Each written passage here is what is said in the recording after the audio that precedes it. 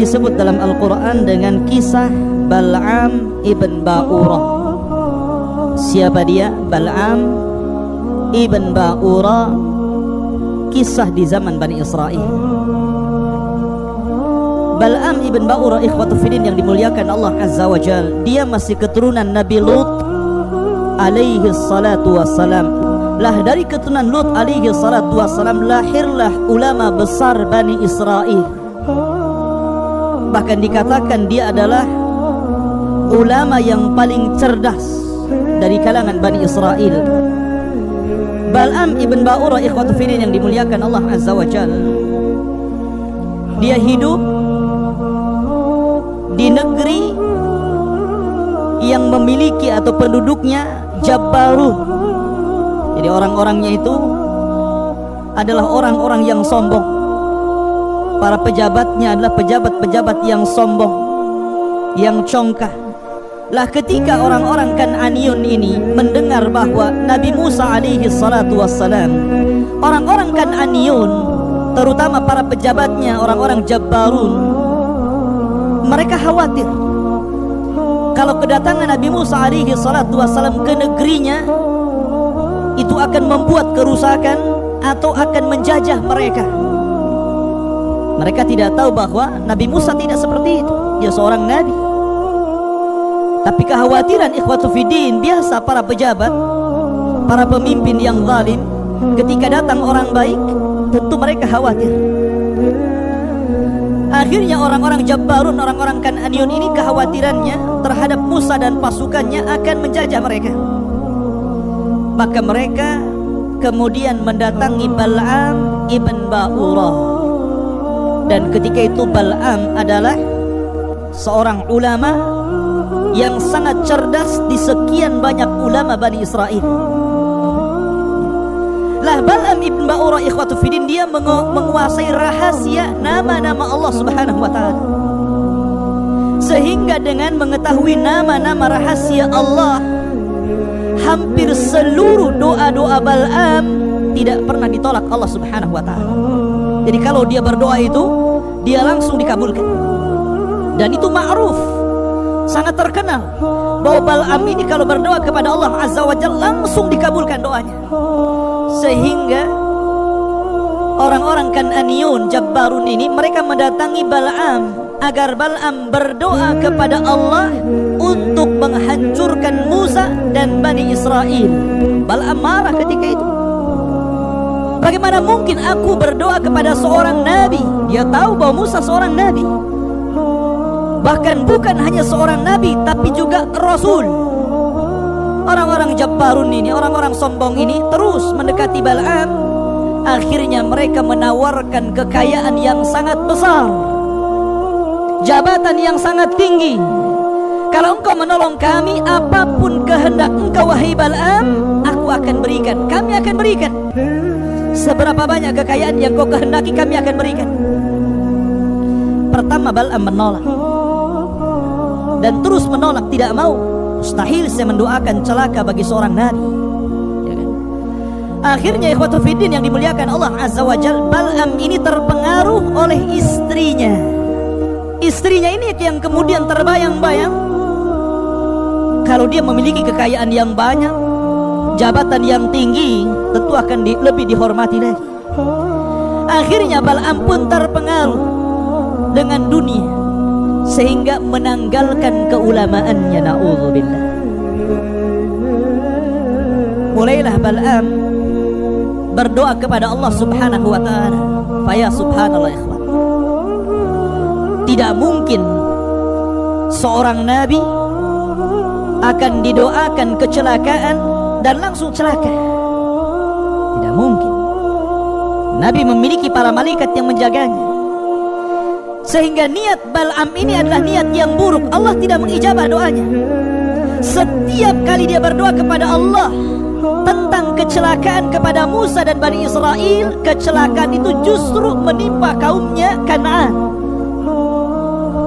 Setiap dia berdoa kebaikan untuk umatnya Kan'an, kebaikan itu justru kepada Musa dan Bani Israel.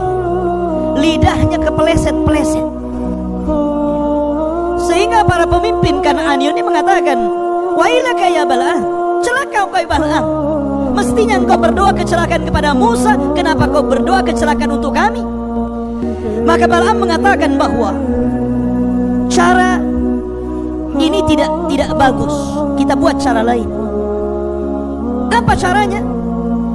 Maka Bal'am mengatakan, utuslah wanita-wanita kalian, gadis-gadis kalian, dandani mereka dengan dandanan yang cantik, kirim mereka dengan barang-barang dagangan, kemudian berpura-puralah untuk berjual beli, jualah dagangan itu kepada Bani Israel dan kaumnya Musa. Ketika dia tidak bisa menggoda dengan cara yang lain, pasti ujung-ujungnya dengan cara perempuan. Akhirnya perempuan-perempuan Kan'aniyun ini diutus oleh Bal'am ibn Ba'ura untuk menggoda Bani Israel. Ketika melihat gadis-gadis cantik, tentu akan berbeda kondisinya.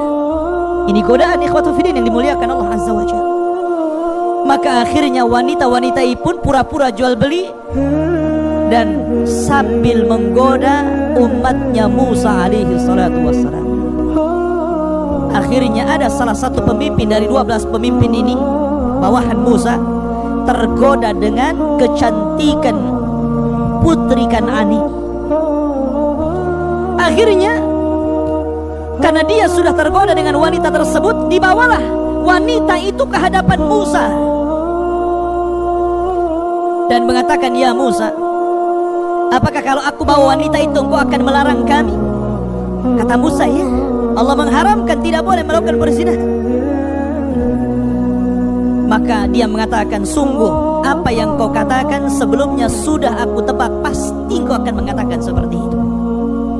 Tapi aku tidak akan mendengar ucapan. Maka dibawalah wanita ini ke kemahnya, kemudian melakukan perzinahan. Dengan sebab perzinahan yang dilakukan Bani Israel, Allah subhanahu wa ta'ala turunkan azab kepada mereka. Berhasil Bal'am ibn Ba'ur berhasil mengundang azab Allah kepada Bani Israel. Maka Nabi Musa alaihi salatu wassalam kebingungan ketika itu, ini ada apa? Apa gerangan yang terjadi? Akhirnya diberdoa kepada Allah subhanahu wa ta'ala. Jibril pun datang memberitahu Musa bahwa ini adalah perbuatan Bal'am ibn Ba'ura. Oh, kaget Musa.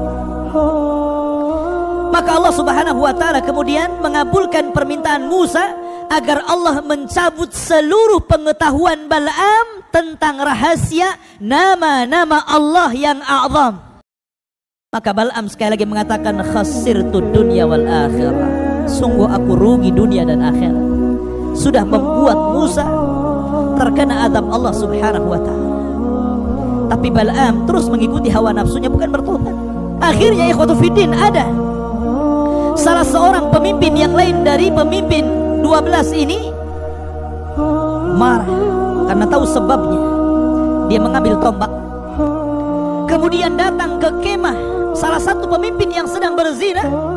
Ketika sedang berzina, na'udzubillah, maka tombak itu ditusukkan seperti sate, ditusukkan kepada punggung wanita itu dan tembus kepada laki-lakinya.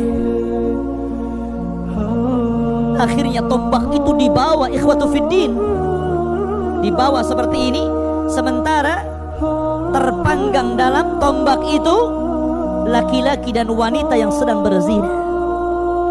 Keluarlah dari tenda, kemudian diarahkan tombak ini ke langit dan mengatakan, hakadha naf'alu biman asaq. Inilah yang kami harus lakukan kepada orang-orang yang telah bermaksiat kepadamu ya Rabb. Akhirnya Allah subhanahu wa ta'ala dengan kejadian itu menghilangkan azabnya. Disinilah Allah subhanahu wa ta'ala menceritakan dalam surat Al-A'raf.